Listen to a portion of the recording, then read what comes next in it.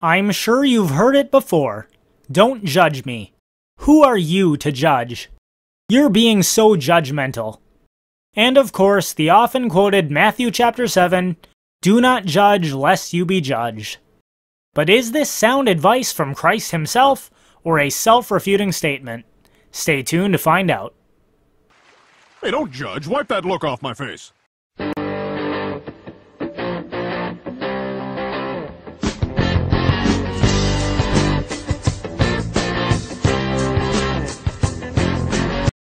Hello everyone, this is My 2 Cents. For today's video, I'm taking a break from longer response videos and taking a moment to talk about good reasoning and rational debate. Particularly, I'd like to address a fallacious accusation that's used to shut down conversation. You've probably heard it before if you've ever criticized something someone else has done or said, and since you're watching my channel, I'm guessing that would be most of you. This accusation is a favorite of superficially religious people, but even unreligious people can usually quote the particular Bible passage from which it comes, even if they couldn't tell you the first thing about the Bible. The accusation is, of course, some variation of Matthew chapter 7 verse 1, do not judge lest you be judged. This accusation pops up all over the place. When you point out that a young woman is behaving promiscuously, you're sure to hear, don't you judge me.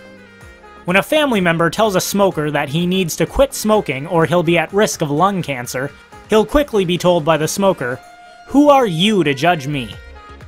Or perhaps, like me, you're a blogger or a YouTuber who's taken the time to point out someone else's bad reasoning or sloppy thinking, only to receive a barrage of angry comments from that person's fans telling you that you have no right to judge whoever it is you criticized. However, have you ever stopped to ask what it means to judge someone? Merriam-Webster Dictionary defines judgment as the process of forming an opinion or evaluation by discerning and comparing. Now think about it. Can anyone go a minute a day without making a judgment about something or someone? Of course not. Even if you keep your judgment to yourself, you nonetheless make a judgment. No one would survive in the real world very long if they didn't make judgments, and indeed, bad judgments can lead to negative consequences for those who make them. Peter, did you get the train tickets? Actually, no, Lois. There was a guy inside selling shower curtain rings, so I bought a bunch of those. Peter, that was the last of our cash! Well, okay, fine, someone might say. But you shouldn't be telling other people about the judgments you've made about them. It's okay to make judgments, but only so long as you keep them to yourself. Sounds reasonable enough, right? Except there's one problem. Consider this assertion. It's wrong to inform others about the judgments you've made about them. Isn't this assertion itself a judgment about how others ought to behave?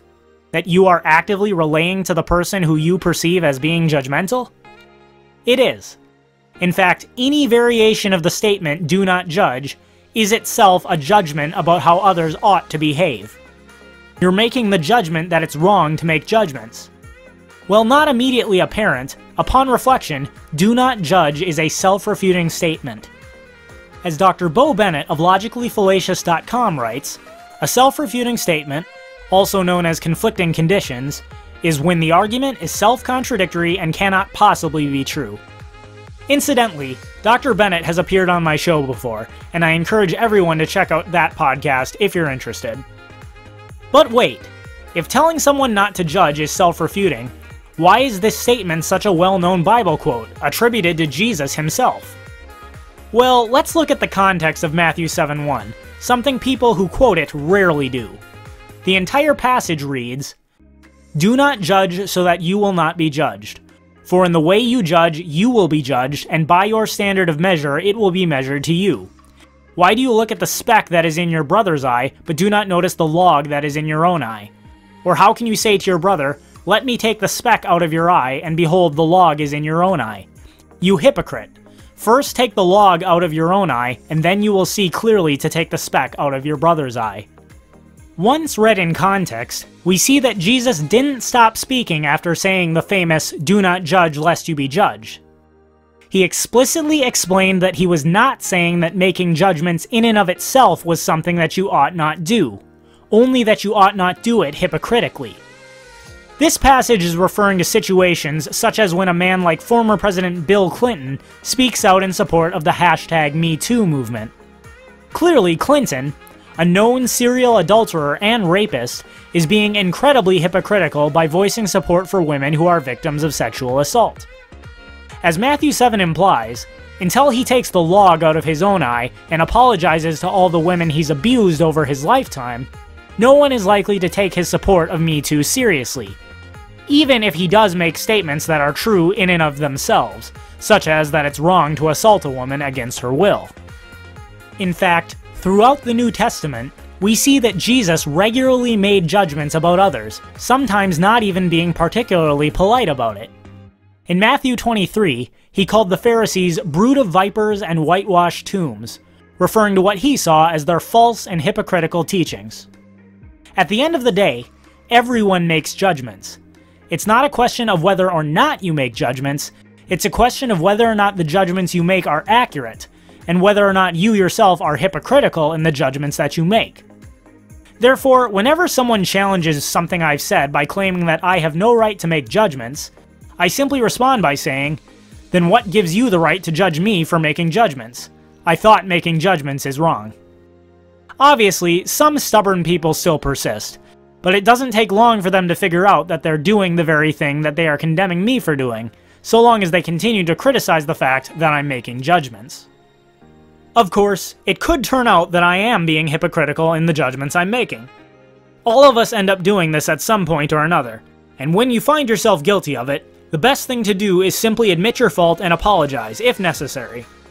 However, even if hypocritical, that doesn't in and of itself show that the judgments you've made are incorrect, only that you are inconsistent in your application of them. When it comes to discussion about any topic, be it politics, economics, religion, or anything else, criticisms of people are either accurate or inaccurate. You are free to ignore other people's criticism.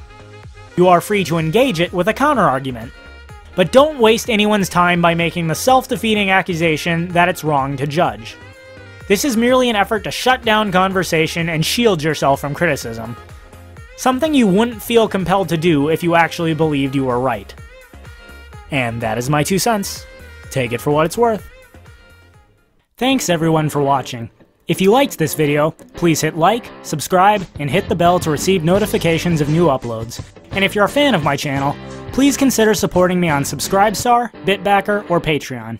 For as low as $1 a month, you'll receive access to patron-exclusive videos, earn the right to participate in patrons-only live streams, join my patrons group chat on Twitter and Discord, and numerous other rewards.